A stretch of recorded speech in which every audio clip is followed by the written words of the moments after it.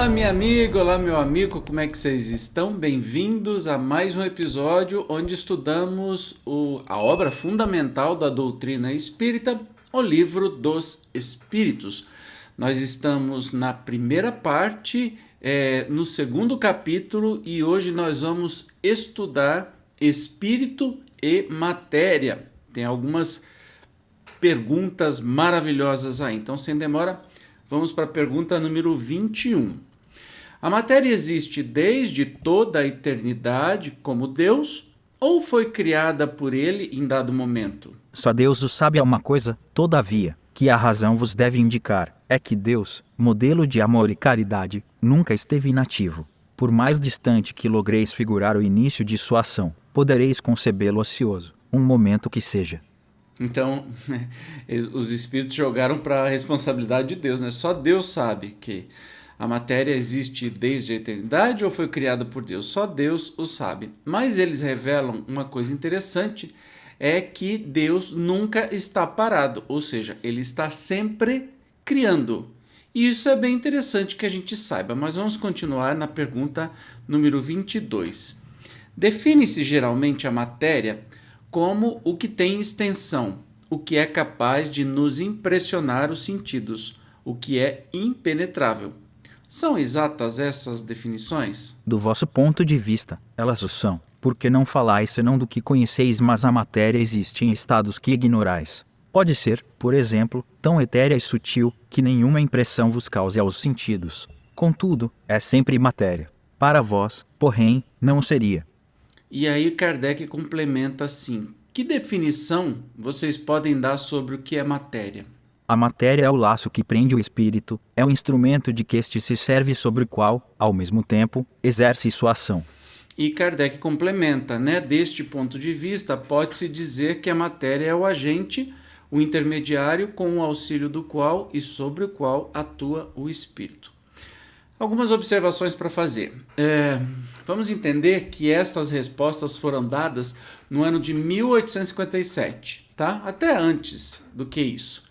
Então, eram respostas dadas de acordo com a ciência da época. Ah, mas os espíritos não sabiam algo que a gente sabe hoje, por exemplo?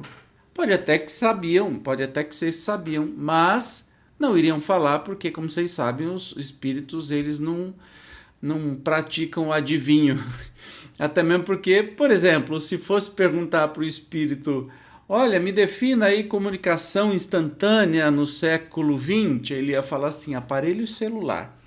Todo mundo ia ficar assim, e ninguém nem tinha imaginado do que seria o telefone celular, o que seria o telefone celular. Portanto, eles falam de acordo com o que era... o que estava em voga, né? Então ele vem falar, né? Vamos dar uma olhadinha de novo. O Kardec pergunta de acordo com o que era a ciência da época, né? Define-se geralmente a matéria como que tem extensão, que é capaz de nos impressionar os sentidos, o que é impenetrável.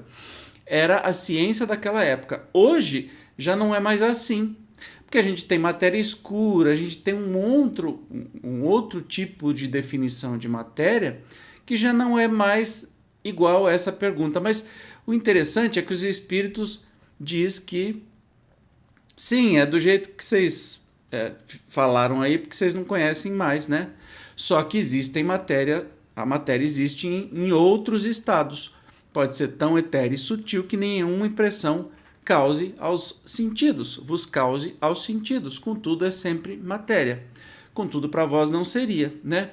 E aí eles complementam que realmente a matéria, né, é o laço que prende o espírito. É o instrumento de que este se serve e sobre o qual, ao mesmo tempo, exerce sua ação. Então, ele está falando mais focado aí no corpo físico, né, do que qualquer outra coisa. Agora, quando ele fala matéria é o laço que prende o espírito, ele pode estar falando também do perispírito. Mas vamos continuar nas perguntas, porque o Kardec é danado, né? Ele vai fazendo uma coisa atrás da outra que faz todo sentido do mundo. Vamos ver a pergunta número 23. Então, o que é o espírito? O princípio inteligente do universo. Olha que legal, né? Que é Deus? Você lembra da pergunta? Que é Deus? de novo, vem responder sobre a questão de ser inteligência, né? Deus é inteligência suprema. O espírito é um princípio inteligente. Olha que interessante, né? Mas vamos continuar porque tem uma subpergunta aqui. Qual a natureza íntima do espírito, já que é um princípio inteligente? Não é fácil analisar o espírito com a vossa linguagem. Para vós, ele nada é, por não ser palpável. Para nós, entretanto, é alguma coisa ficais sabendo, coisa nenhuma é o nada e o nada não existe. Então, mais ou menos, não sei se você entendeu isso, mas eu entendi que não é matéria, não como a gente conhece, né? Mas é alguma coisa. A natureza íntima que Kardec está perguntando é do que é feito o espírito, né? Então, com a nossa linguagem, não é nada, mas para os espíritos é alguma coisa porque o nada não existe. Então ele já dá uma pista aí que o espírito é feito de uma matéria que a gente não conhece ainda, mas é feito de alguma coisa, né? E Kardec pergunta: espírito é sinônimo de inteligência? A inteligência é um atributo essencial do espírito. Uma e outro, porém, se confundem num princípio comum, de sorte que, para vós, são a mesma coisa. Então, inteligência é um atributo essencial do espírito. Para a gente, espírito e inteligência é a mesma coisa, ou seja, tudo que tem espírito tem inteligência. Tudo que é inteligente tem espírito. Isso inclui os nossos irmãos, os animais de todas as espécies. Pergunta 25. O espírito independe da matéria ou é apenas uma propriedade desta, como as cores o são da luz e o som é do ar? São distintos uma do outro, mas a união do espírito e da matéria é necessária para intelectualizar a matéria. Então, espírito é uma coisa, matéria é outra, né? Só que é necessário a união de um e de outro para intelectualizar a matéria. Olha que coisa bonita, né? Para que a matéria não seja apenas uma coisa, apenas matéria, né? Seja alguém inteligente, seja algo inteligente. E aí, não pense só no ser humano, nós estamos pensando em tudo que é animado, né? Tudo que tem vida, a começar das amebas, dos protozoários e tudo mais, todos são dotados de uma certa inteligência para poder manter a vida. Ok? Vamos seguir. A subpergunta: essa união é igualmente necessária para a manifestação do espírito? Entendemos aqui por espírito o princípio da inteligência, a abstração feita das individualidades que por esse nome se designam. É necessária a vós outros, porque não tendes organização apta a perceber o espírito sem a matéria. A isto não são apropriados os vossos sentidos.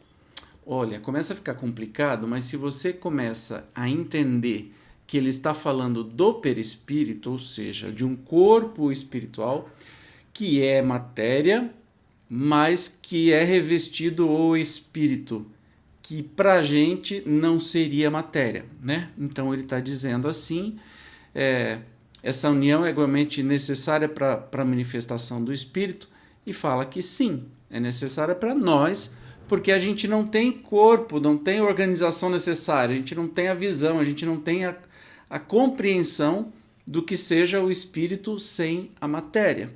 Então, para nós, é necessário. A pergunta 26. Se poderá conceber o espírito sem a matéria e a matéria sem o espírito? Pode-se, é fora de dúvida, pelo pensamento. Então, sim, existe matéria sem espírito e existe espírito sem matéria, né? Vamos dizer que matéria sem espírito, uma pedra, por exemplo, é uma matéria sem espírito. E espírito sem matéria, eles estão afirmando que existe, mas que a gente não conseguiria acessar da maneira que nós estamos hoje, né? Fisicamente encarnados e nem quando estamos pelo sono viajando aí com o nosso perispírito, né? Então precisamos de alguma matéria para poder encarar o espírito. Pergunta 27. Há então dois elementos gerais do universo, a matéria e o espírito? Sim, e acima de tudo Deus, o Criador, o Pai de todas as coisas. Deus, espírito e matéria constituem o princípio de tudo o que existe, a trindade universal, mas ao elemento material se tem que juntar o fluido universal, que desempenha o papel de intermediário entre o espírito e a matéria propriamente dita, por demais grosseira para que o espírito possa exercer ação sobre ela, embora, de certo ponto de vista, seja lícito classificá-lo com o elemento material, ele se distingue deste por propriedades especiais. Se o fluido universal fosse positivamente matéria, razão não haveria para que também o espírito não o fosse.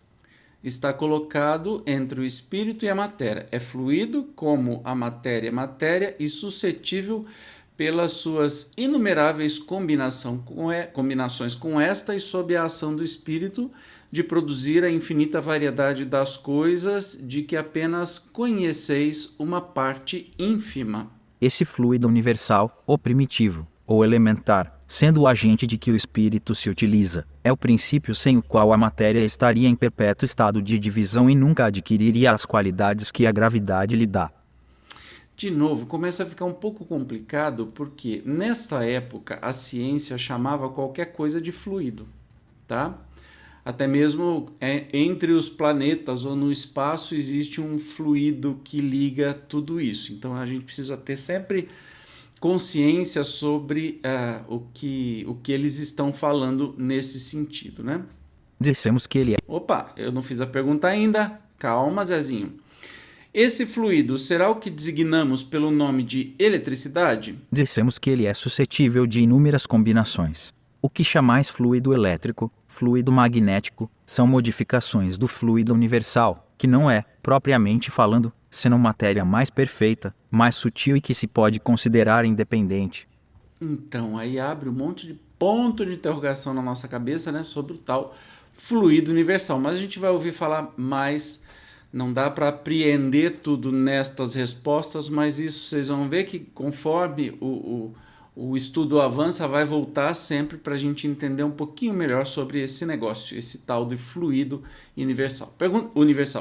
Pergunta 28. Pois que o espírito é em si alguma coisa, não seria mais exato e menos sujeito à confusão dar aos dois elementos gerais as designações de matéria inerte e matéria inteligente?